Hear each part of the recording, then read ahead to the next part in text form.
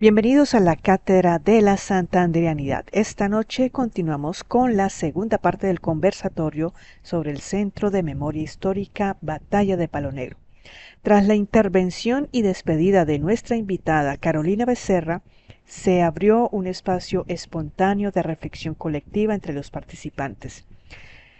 Compartimos anécdotas, opiniones y pensamientos que enriquecen aún más la comprensión de nuestra historia y el valor de la memoria.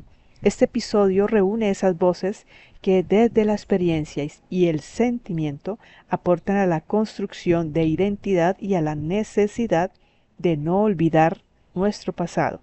Y los invitamos a escuchar con atención esta conversación que nace del corazón santanderiano. Sean ustedes bienvenidos. Sí, claro y fuerte, Ciro, adelante, tranquilo. Buenas noches, de todas maneras, y pues ya igual. Sí, pues ahí hablando de los héroes y de toda la cuestión, pues yo también miro ahí, por lo menos que falta, por lo menos la historia de Suaita, ¿sí? Porque eso fue, pues sí, después de la batalla de Palo Negro, cuando se firmó ya el Wisconsin, la guerra de los 1000 días, la finalización y todo eso, vino la industrialización de Santander, incluso de Colombia, porque las primeras industrias nacieron en Santander, así como el café fue primero en Santander y no en el eje cafetero. Lo que pasa, y lástima que se fue Carolina, es porque ella tiene razón en algo. Ahorita ¿cómo es?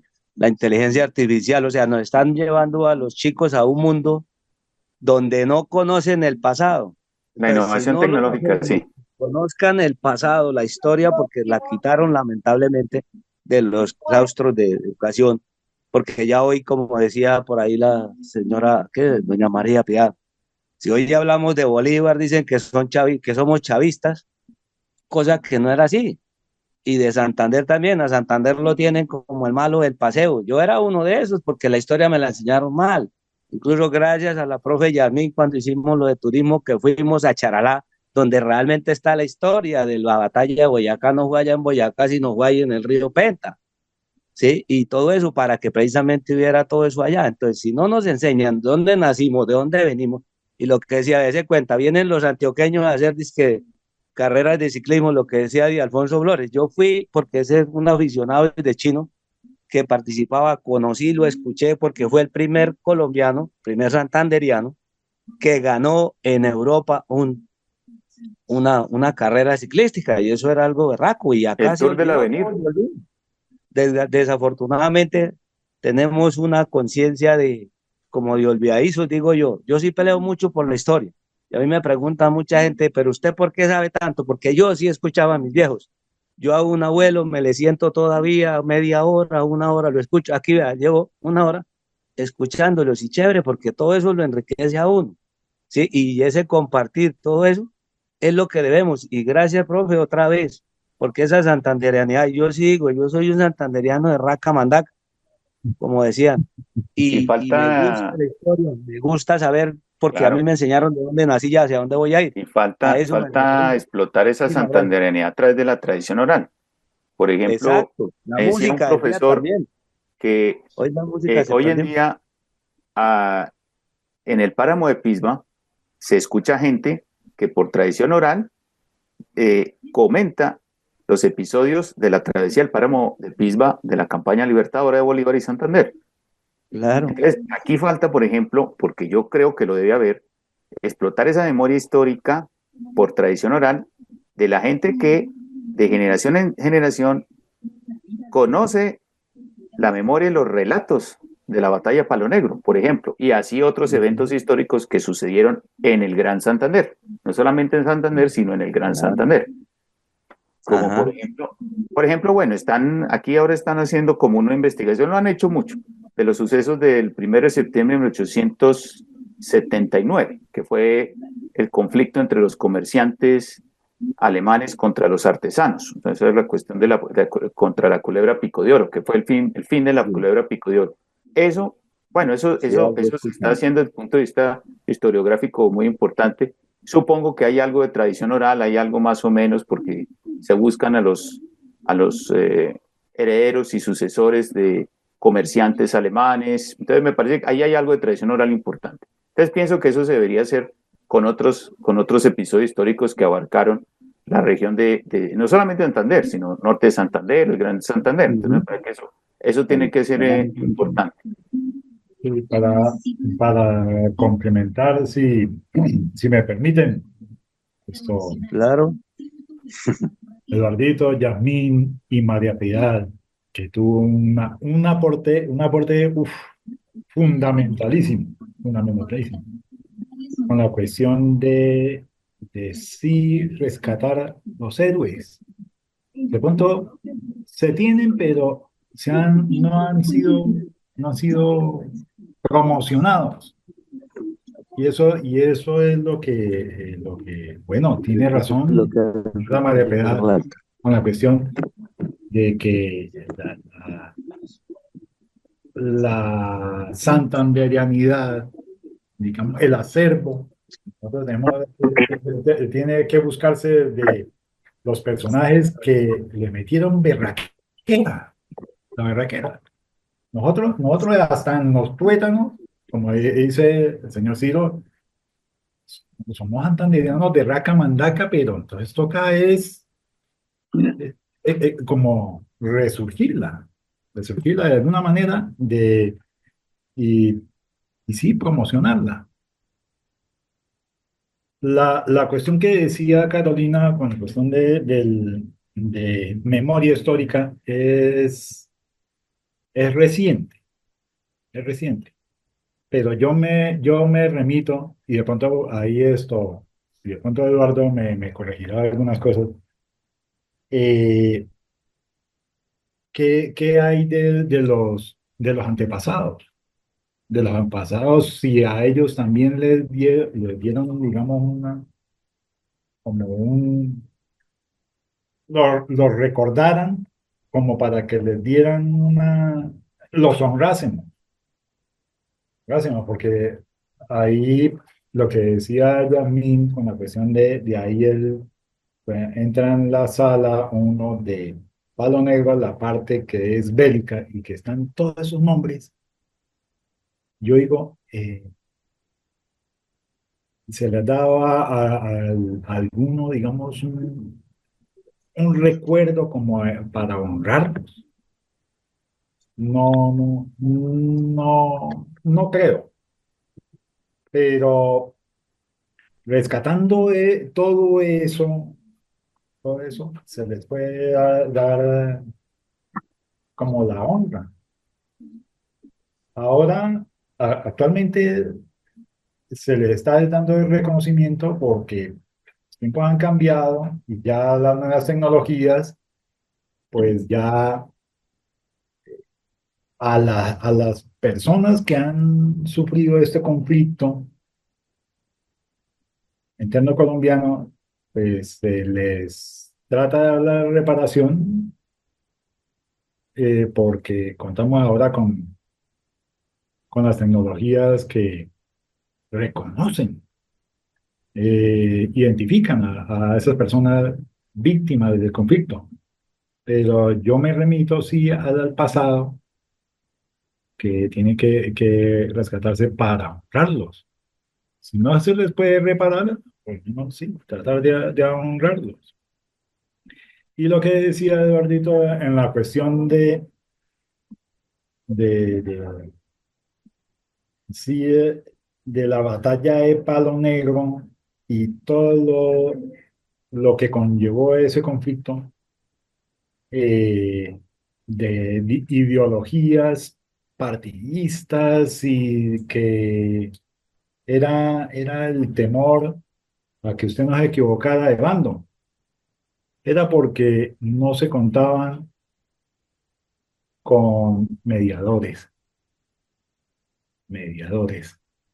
Volvemos otra vez a la misma palabra que ahí me atrevo a retomarla, Yasmincita.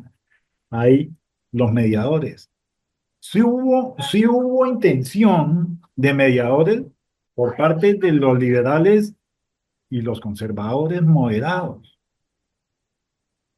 los conservadores históricos y los liberales que propugnaban por una tregua, una conversación, sí, sentémonos, dialoguemos y miramos qué otro rumbo le tomamos a este conflicto. Pero mirándolo desde la parte humana, lo que está sufriendo el mismo pueblo colombiano en esa época, en la cuestión económica, en la cuestión social, porque era una desigualdad en todos los ámbitos. En la parte económica, porque ya había ciertos monopolios y que por cuestiones partidistas, pues se encantaban por uno o por otro. Los artesanos con los liberales, los conservadores con los grandes empresarios. Eh, la parte religiosa. La parte religiosa también está muy de partidista. Algunos que propugnaban por los liberales que fueran un poco un Estado más abierto a pesar de que no éramos totalmente laicos. Y luego estaba la iglesia que estaba decantada por la tradición eh, eh, de mantener ciertos cultos religiosos ahí con el gobierno oficialista conservador. Ahora también la cuestión de clases raciales. Los indios están obviados. Los negros que ya tenían su libertad también estaban obviados. La, y la gente de campo creían que era personas que no podían aportar nada casi a la sociedad, sociedades urbanas. Todo era cuestiones ideológicas subdivididas. Y eso no ayuda a un entendimiento. De ahí la importancia de que hubiese mediadores, pero surgiendo de la misma clase dirigente y la clase instruida e intelectual, porque conllevar una guerra hasta que no les tocaran a ellos Discúlpame, no, es que Ramiro tiene una pregunta, sí, entonces para poderle resolver la pregunta, Ramiro, por sí, favor. Muy buenas noches. Muy buenas Desafortunadamente, nuestra noches. pregunta que me surge y es la siguiente. Siempre que se ha hablado de la guerra de los 1000 días, de la batalla de Palo Negro, se ha visto desde el punto de vista de los que perdieron la batalla. El Partido Liberal, los héroes liberales, el asedio conservador sobre los liberales reunidos en las trincheras, en las casas, pero yo nunca he escuchado que alguien haga un esbozo de los héroes que ganaron la batalla. Si bien la masacre fue supremamente considerable por la barbarie que se desató, yo creo que también hay que mirar la historia desde el otro punto. Por ejemplo, ¿por qué no cuentan?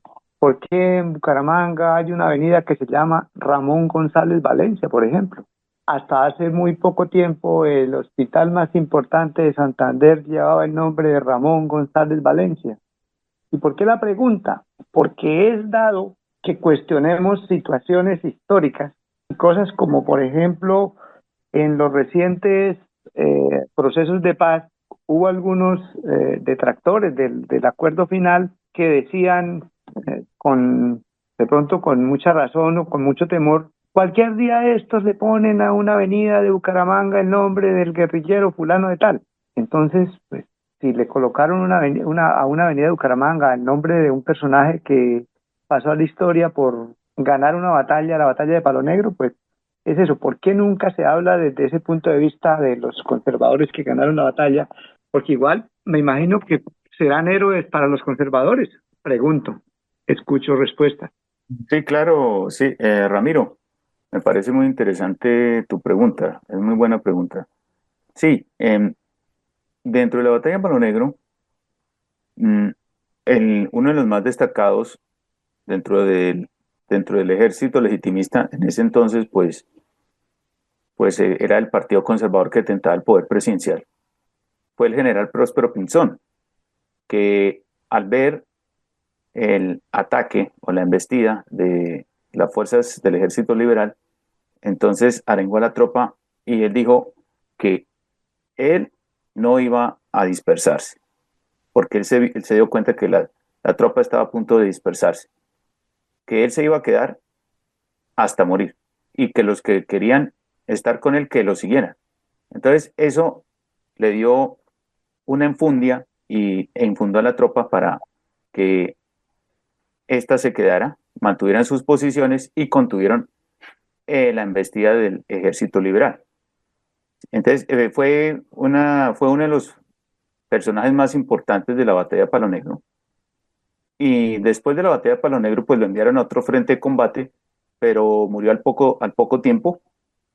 Eh, pero fue muy renombrado y muy recordado, incluso después del triunfo del ejército legitimista en el campo de Palo Negro, pues fue invitado a Bucaramanga a un Tedeum por haber defendido la ciudad, porque el objetivo de Palo Negro era tomarse la ciudad de Bucaramanga. Entonces Claro, aquí me dice Lidia Yasmín que hay una avenida en Bucaramanga llamada Próspero Pinzón. pues, permiso. Sí, la cuestión es que yo pienso que de pronto es por lo que la historiografía colombiana ha sido más de orientación liberal.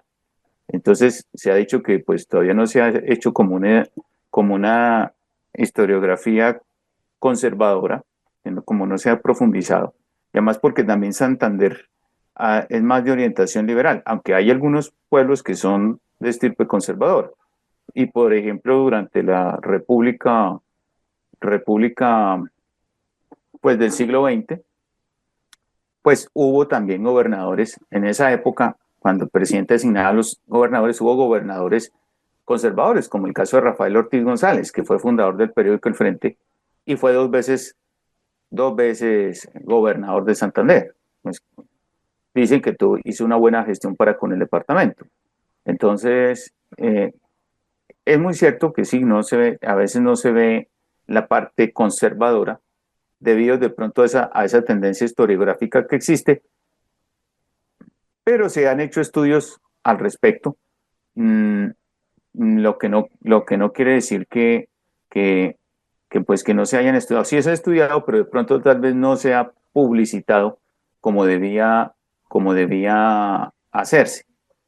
Pero sí, es decir, se han hecho estudios sobre esos personajes, especialmente pues conservadores, aunque pues está predominando más el estudio sobre los personajes liberales, lo que no quiere decir que no se esté estudiando a los conservadores, pero sí pienso que hace falta más es como publicitarlos, Claro, ¿sí?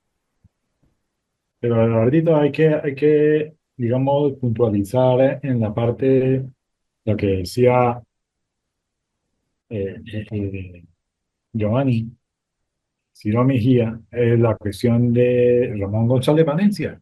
Ramón González Valencia, él, él se decía que pues sí, operaba gratis, pero no solamente por eso, sino porque él como él tenía, digamos, los equipos médicos más de avanzada, él en esa batalla, sabiendo que digamos, la mortandad y el índice de bajas tan alto que se está dando, necesitaba un equipo de, de, de- de primera mano para atender toda esos heridos. Pero se dice que él atendió fue de ambos bandos, a ambos bandos, tanto liberales, a él no le importaba quién estuviera herido de qué bando, porque él la atendió. Y entonces a él se le recuerda es por ello, porque él incluso eh, modernizó el primer hospital aquí en Bucaramanga. Por eso se le recuerda. Ahí. Pero sí, hay otros que también tienen el renombre de tendencia conservadora, pero que también aunaron esfuerzos como para paliar el daño que había. Y yo me acojo a las palabras que decía Carolina, que claro, uno se le hace muy fácil, sí, hacer televisión, hacer obras de teatro, hacer no sé qué, pero ¿y dónde están los recursos? Sé que hay muchos gestores culturales y turísticos que han hecho lobby, tanto a la gobernación como a las diferentes alcaldías, pero no hay un rubro suficiente para. El rubro de cultura, esto está destinado para ferias y fiestas y para el resto, miren a ver cómo se defienden. Esa es la realidad de nuestro territorio.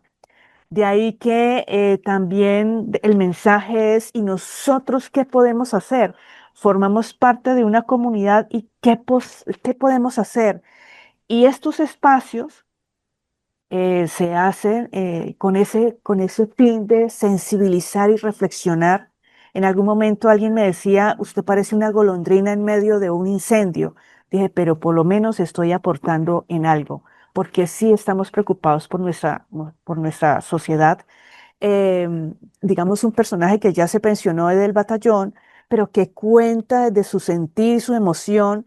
Los chicos comienzan a pensar, dije, oiga, qué interesante esto, mire incluso a veces también por las películas, por las redes sociales, los chicos se concentran más, es en las pistolas y quisieran ellos también como tener su propia pistola y no, no, no, aquí el mensaje es, miremos el tema de las víctimas. Por eso, visitar los museos es honrar la memoria de ese antepasado, de los antepasados, y la idea es no repetir la historia, aprender a aceptar los diferentes puntos de vista. Esa es como esa gran reflexión que quería compartir, uniendo las palabras aquí de tanto de Carolina como Otro de comentario. escribir. Pido la palabra. ¿Verdad? Buenas noches a todos.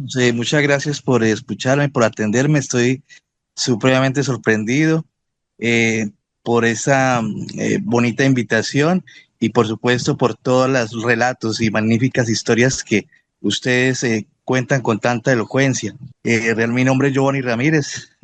Yo trabajé 26 años en la Policía Nacional. Fui durante 4 años jefe de Policía de Turismo de Santander y por supuesto que todo el tema de la historia en el departamento es de una riqueza impresionante, además que nos sirve, por supuesto, para atraer a todos los turistas que vienen en búsqueda de esos saberes, de esa historia, de enriquecer toda esa maravilla que nos aprecia la historia. Entonces, mire que esto es muy bonito poder escuchar esto de gente tan interesante como lo han hecho ustedes esta noche. Mirando yo un poco de fondo pues digamos el tema que nos atrae esta noche es que yo recuerdo que cuando yo llegué al municipio de Charalá, Santander, si algo me marcó fue el hecho de que los charaleños tengan un sentido de pertenencia, sobre todo en no dejar que desaparezca precisamente los acontecimientos que marcaron el 4 de agosto como consecuencia de la batalla del río Pienta, que entre otras cosas, pues si esa batalla no hubiese ocurrido, seguramente Simón Bolívar no hubiera llegado a ganar la batalla en Boyacá. Y por Claro. supuesto que eso nos llena de mucha emoción, el hecho de que los charaleños sientan como propio y como parte de su historia, de su legado, todo, que eso no se pierda y que todos los años se celebre la batalla del río Pienta en Charalá. Eso ha permitido que las culturas, las nuevas generaciones de chicos se interesen y por supuesto se sepan la historia como no por pedazos, no por retazos, sino como realmente sucedió, y que eso nos llena de mucho orgullo, entre otras cosas. La gente a nivel nacional el país tiene que saber qué fue lo que ocurrió en Charal realmente y cómo se dieron las cosas. Entonces, partiendo ya al tema de lo que corresponde a la batalla de los 1000 días, de la guerra de los 1000 días, digamos la batalla de Palo Negro, siento que dentro de digamos, o utilizando la asamblea del departamento, se debe institucionalizar a través de la asamblea del departamento una fecha en la que todos los santanderianos celebremos, y por supuesto al municipio de Lebrija, y no solamente al municipio de Lebrija, porque incluso yo cuando estuve el último año que estuve trabajando en Río Negro, y cuando me hice en algún momento un patrullaje por Llano de Palmas, me encontré con gente tan interesante que decía, mire, aquí en la guerra de los 1000 días, y me señalaban cómo los mismos abuelos de ellos les decían, por aquí entraban las tropas, y incluso si ustedes van, y no sé si algún momento ustedes hayan visto o hayan entrado al hospital de Río Negro de Santander, que entre otras cosas es un hospital muy bonito y supremamente grande. Eh, Allá llegaron muchísimos heridos, pero muchísimos. Y allá estuvo también Ramón González Valencia, sí señora. Allá estuvo atendiendo heridos, y allá hay una historia impresionante por recoger de muchas personas que hablan de lo que fue, digamos, parte de lo que ocurrió allí, y incluso sembradores de limón, sembradores de mandarina, de piña, han encontrado elementos como partes de fusiles, sables, elementos que hicieron parte de estas batallas sangrientas.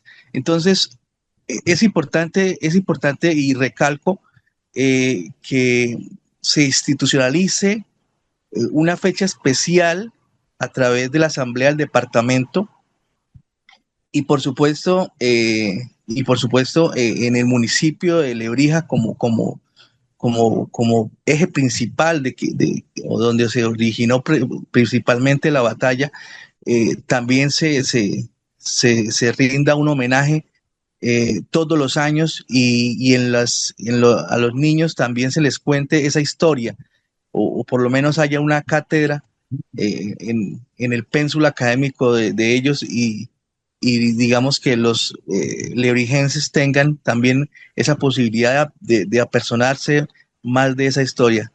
Cuenten ustedes qué les parece, muchachos. Gracias, Me Giovanni, parece, muchísimas gracias. No, no, Giovanni, muy interesante, sí, me lo que tú parece comentas perfecto. de Charalá, especialmente Puente Pienta, que es muy Ujú. interesante, eso lo están explotando mucho los charaleños, me parece muy significativo. Yo lo que veo es que, sin embargo, no se ha hablado porque en Santander, bueno, en ese entonces era provincia de Socorro, no se ha hecho dos cosas. Primero, por ejemplo, Horacio Rodríguez Plata en su libro Historia del Socorro y de la Independencia, Historia de la provincia de Socorro y la Independencia, cuenta con lujo de detalles los combates que hubo de las guerrillas de la provincia del Socorro contra las tropas españolas, esa guerra de desgaste que les hicieron, muy interesante, antes de la batalla de Puente Pienta.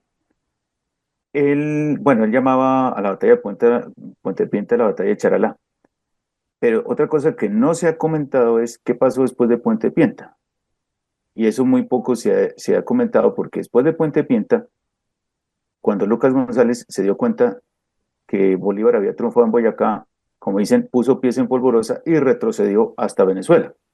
Pero lo que no se ha contado, y esto lo decía ya un historiador fallecido que ganó un premio en Casa del Libro Total del Bicentenario en el año 2010, ya hace 25 años, precisamente cumple bodas de plata, Álvaro Sarmiento, bueno, él murió en San Gil, y él me decía que posterior a Puente Pienta, estoy tratando de hacer como investigaciones sobre eso. Antonio Morales, que fue el comandante de las tropas patriotas en Charalá, mm, le hicieron consejo de guerra, pero lo exoneraron y le enviaron refuerzos y entonces se dio a la tarea de perseguir a Lucas González y lo derrotó en varios combates, uno en Charalá, otro en Simacota y otro en un lugar llamado Cabuya de Chocoa. Algunos le dicen Cabuya de Sube. Y hay otro historiador de 1880 llamado Constancio, creo que se llama Constancio Cloro Vargas, si no estoy mal, de 1880, y él decía que Morales había derrotado a Lucas González en un lugar llamado el sitio de las Quebradas, puede ser el mismo Cabuya Chocoa. Entonces, eso es un lugar que es algo que no se ha investigado tampoco. Y por ejemplo, no se le ha hecho un reconocimiento a Antonio Morales, a pesar que no fue socorrano en la provincia del Socorro, era santafereño, o sea, el mismo que se dio a puños con González de Oriente el día del florero del 20 de julio, y me parece que se le debe hacer un reconocimiento por esa gestión que hizo, no solamente en Charalá, sino por haber perseguido a Lucas González, bueno, aunque no lo capturó, porque Lucas González sabemos que terminó en Venezuela y posteriormente murió en el combate de Macuto, allá en Venezuela. Precisamente también tratando de apoyar a las tropas de Miguel Latorre que iba a pelear contra Bolívar en Carabobo. Entonces hay como un paralelismo muy interesante ahí. Entonces eso tampoco se ha investigado. Entonces falta más por investigar, muchos aspectos, muchas cosas, no solamente en lo político, lo militar, sino en varios órdenes, por ejemplo, lo cultural, lo artístico, lo económico, sí, hay muchos aspectos que me parecen muy importantes de resaltar, lo deportivo también. Hay muchos héroes deportivos que, por ejemplo, no se han resaltado. Y eso puede complementar, hacer una complementación de esa santanderianidad que se está buscando, que me parece importante. Mire, pues yo quiero como comentar algo todo lo que he logrado. Es lo siguiente, mire, la historia en la educación pues prácticamente no tiene espacio legalmente, porque la educación, las ciencias sociales pues acabaron con esa historia. Sin embargo, desde la formulación de los proyectos educativos institucionales, si se logran contextualizar, es muy importante y se puede rescatar la historia. Por ejemplo, pues por algunas circunstancias de la vida yo estoy trabajando en este momento en Zapatoca, y es lo que es el trayecto de la antigua vía de San Vicente Zapatoca, Serranía y Los Yariguíes.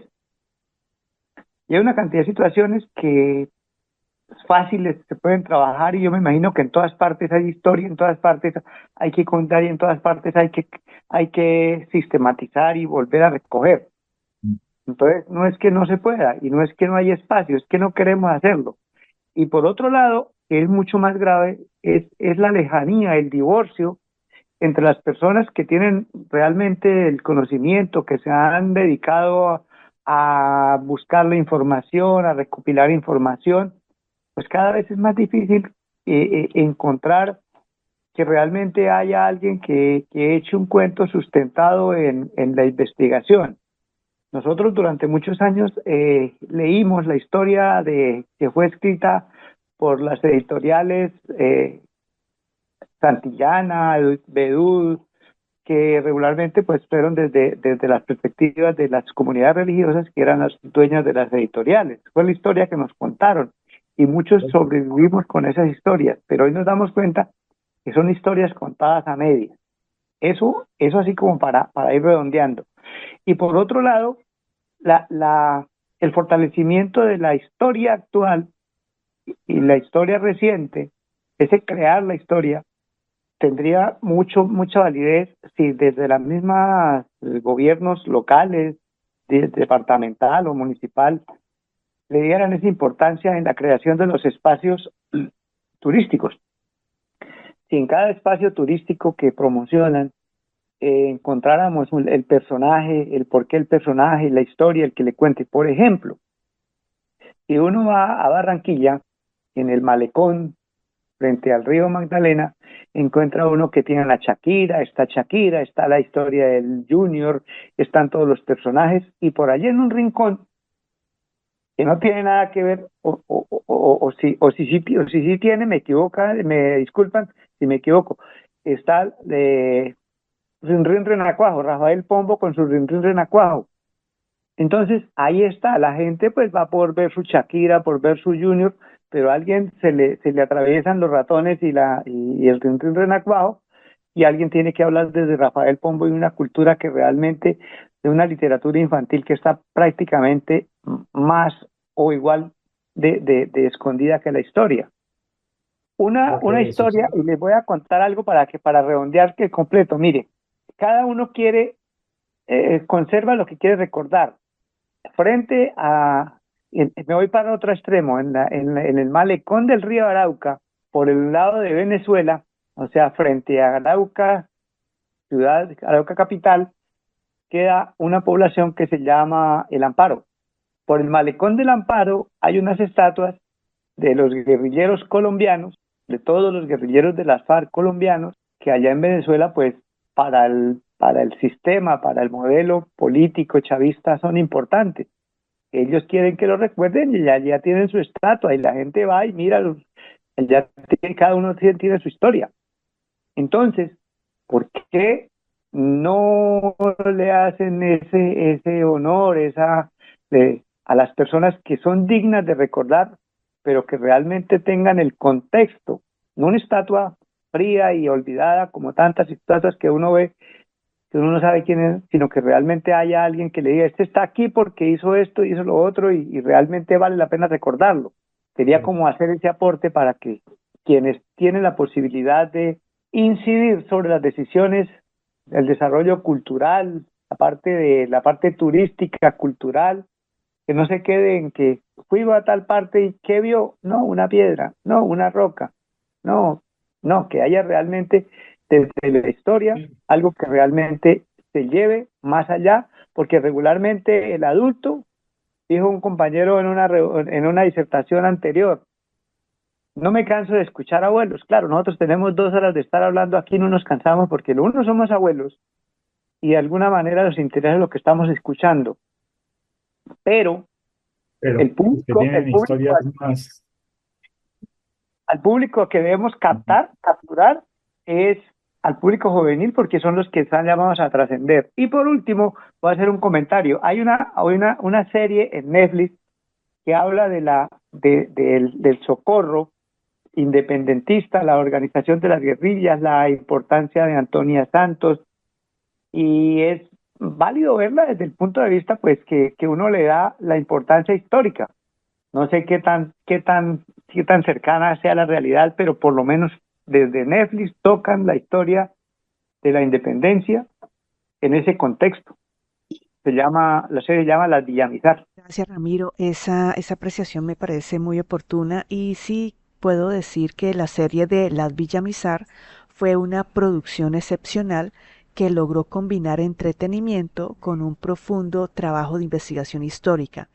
Quienes estuvieron detrás de esta realización merecen reconocimiento, ya que cuidaron cada detalle desde las actuaciones hasta las locaciones, pasando por el vestuario y la ambientación. Uno de los elementos admirables fue cómo se abordó la red de espionaje en el contexto del proceso independentista.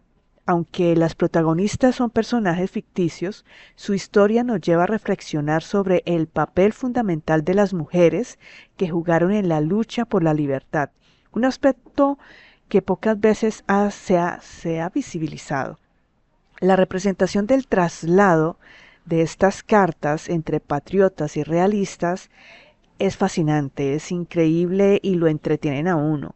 Se basa en hechos reales, pues ha sido precisamente esas cartas las que le han permitido a los historiadores construir parte del relato de nuestra independencia. Esta serie de las Villamizar nos invita a valorar estas acciones silenciosas, arriesgadas y valientes. Además, las locaciones utilizadas nos conectan con el paisaje histórico de Santander, permitiendo que a través de la ficción podemos visibilizar episodios pocos conocidos de nuestra memoria regional. Eh, por tanto, yo recomiendo que se vea esta serie, se llama Las Villamizar. No se la puede perder. Fernando, ¿ibas a decir algo? Y sí, Yamincita, ahí, no, lo que hice bastante interesante. Lo que pasa es que hoy, actualmente, y de pronto también, pues, me da la razón, Eduardito, es que la historiografía la han algunas veces tergiversado por tendencias ideológicas imperantes del momento. El ejemplo que ponía de las estatuas. ¿Por qué hay estatuas de guerrilleros allá en Arauca? Y en vez de poner un prócer que combatieron en Tami, ponen a unos guerrilleros. Eso es tergiversar un poco la historia, a hacer apología a lo que la gente quiere ver, pero que han sido, no sé, influenciados, sugestionados para que digan, no, este es una persona casi heroica, cosa que no debiera ser así. La apreciación, es decir, el comentario y el ejemplo es para decir que cada gobernante tiene la posibilidad de decidir a través de las estatuas a quién quiere que se recuerde. Entonces es una invitación a que las personas que tienen la capacidad de decidir, la capacidad de invertir, escojan a las personas que realmente vale la pena que se Correcto. recuerden y por qué se recuerden. Yo no estoy diciendo que hagamos historia hoy, que hagamos estatuas de los guerrilleros porque allá las tienen, no, es como si ellos la hacen para que lo recuerden, entonces nosotros busquemos desde esa historia, desde esa construcción de esa memoria colectiva, quién realmente vale la pena que se recuerde. Correcto. Y en Santander sí que hay. Claro, claro. Por ejemplo, aquí ha pasado unos casos de que, bueno, en los parques de Bucaramanga se colocan monumentos, pero a veces se comete el error de colocar simplemente el nombre del personaje, el año de nacimiento, el año de deceso, pero no se coloca quién fue. Por ejemplo, yo me acuerdo, recién llegado a Bucaramanga, yo en el Parque Las Palmas, que fue una donación de la Embajada Argentina a Bucaramanga, se colocó la estatua de José de San Martín, libertador de Argentina, Chile y Perú. Mm, eh, pero no se había colocado quién era, y entonces era muy fácil de confundir, ya sea con Custodio García Rovira o con Correcto. Simón Bolívar o algún otro personaje de la independencia, porque tenía la indumentaria militar del siglo XIX. Y entonces, pues, hasta que al fin colocaron la placa José de San Martín, 1778-1850, libertador de Argentina, Chile y Perú. Bien, entonces eso le hacía falta y le hace falta algunos monumentos aquí en Bucaramanga. Y por ejemplo, eso también pasaba con la de Rafael Ortiz González, que, Ah, que aparecía año de nacimiento, año de deceso, pero no decían que fue el fundador del Frente, que fue 2 veces gobernador de Santander, miembro del Partido Conservador Colombiano. Nunca colocaron eso, entonces, pues, obvio, pues la gente decía, ¿y quién es ese señor? ¿Qué ha hecho? Sí, entonces falta precisamente hacerle como, entrar como en más detalle con los personajes para que precisamente el público, el común, se apropie de la historia a través de los monumentos, y eso es un elemento pedagógico importante. Eh, Además, porque la gente tiende a apreciar un monumento.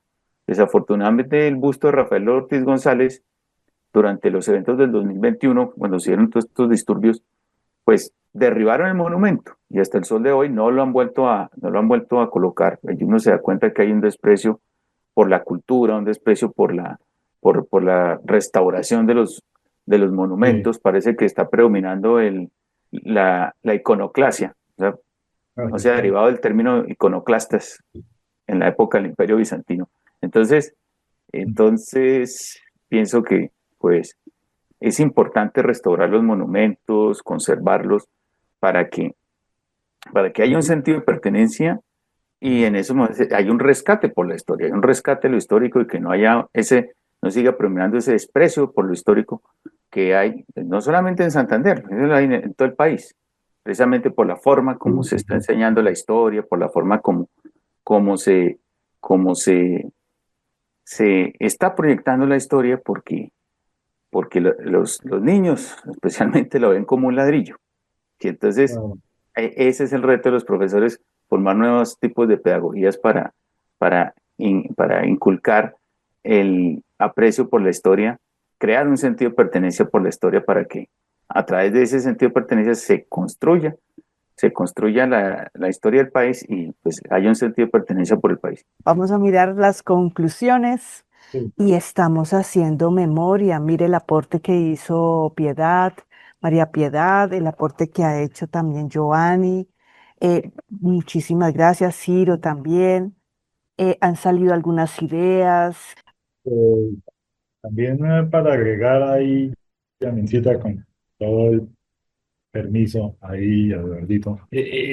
Yo pues también pensaría que debería ser la enseñanza historiográfica de una manera propositiva y persuasiva, porque es que hoy por hoy la juventud esto está ha sido muy tomada por las cuestiones de las nuevas tecnologías.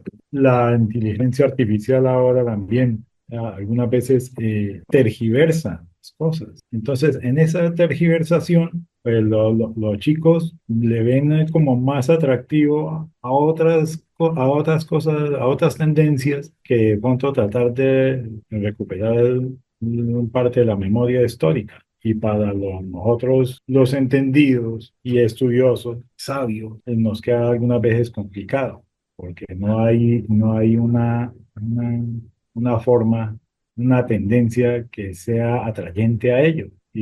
Pero se tienen las herramientas. Nosotros podemos igual utilizar la misma tecnología presentando imágenes, presentando documentales, cosas que a los chicos les despierte ese interés ahí, porque algunas veces les sorprende a uno que le hagan una pregunta sobre algún personaje o sobre algún lugar en especial o sobre una fecha. A mí me asombró que me dijeran los chicos, ¿por qué por qué se celebra el 20 de julio, el Día del Ejército, y no era el 7 de agosto? O sea que a mí, en cierta manera, pues me sorprendió. Y la verdad, sí, me hizo reflexionar, por qué no es, sí, el 20 de julio, las instituciones, casi todas militares, pero el 20 de julio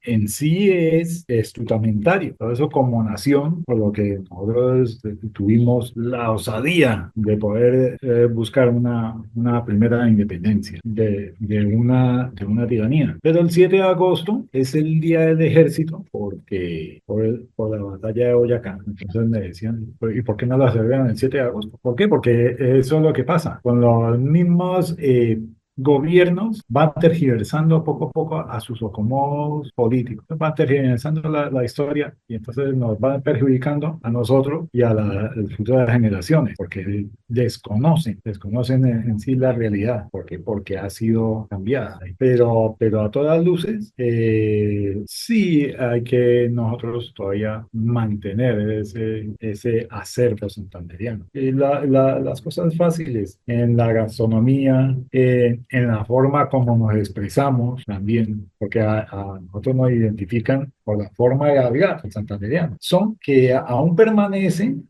y se pueden ir poco a poco rescatando a más.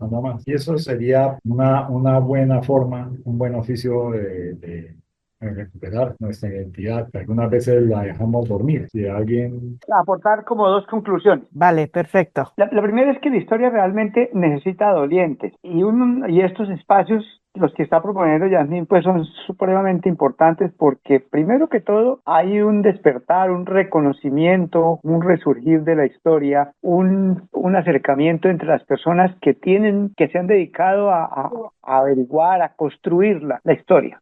O sea, refrescar la historia, contar la historia desde otro punto de vista, y es muy importante que estos espacios se mantengan. Si bien este ejercicio que hace Yasmín lo hace de la Cátedra de la Santanderianidad como un proyecto de grado, como un proyecto pero ya se le volvió costumbre, ya pasó ya trascendió de los mismos objetivos primero que tomó cuando se inició. Entonces es que hay que tratar de institucionalizarlo cada vez, sumar más personajes que aporten a la discusión, que aporten a ese conocimiento. Y segundo, que es también muy importante, es que lo dejo ahí, que los espacios pues se tienen que fortalecer. Correcto. Sí, esto ya se me convirtió en un proyecto de vida. Esto ha sido muy emocionante y mi objetivo era conocer la esencia, nuestro ADN de ser santanderiano, y lo encontré. Yasmín, ya para terminar, no, pienso que como conclusión, bueno, se debe seguir forjando la historia